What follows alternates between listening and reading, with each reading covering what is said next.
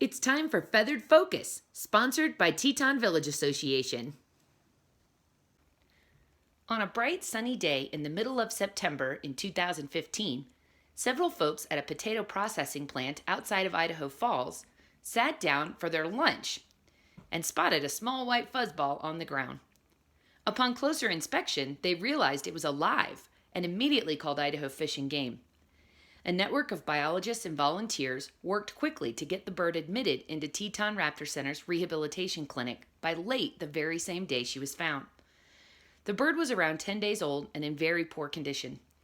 She was starving, unable to stand or open her eyes, and filthy from spending several days on the ground. She was also severely dehydrated, suffering from infection, and had a broken jaw. In spite of all these injuries, she's also one lucky owl to have been found at all. Within 48 hours, she was cleaned up, hydrated, eating well, and much more alert. TRC's rehabilitation team worked a near miracle by returning this bird to seemingly perfect health. But when it came time to prey test, she was simply not interested. Live mice did not seem to trigger her hunting instincts, and it took us a few days to figure out why. She's deaf.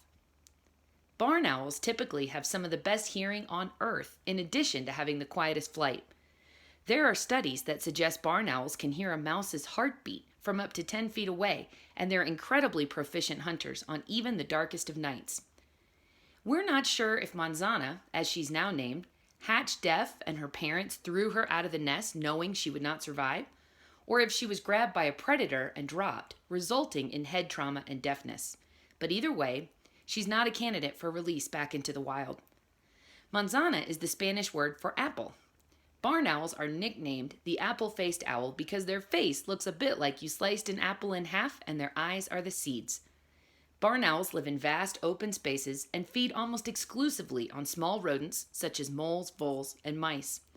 They're a farmer's dream and much more proficient than even the most savvy of barn cats without the need for supplemental feeding and vaccines. Barn owls are found on every continent except Antarctica.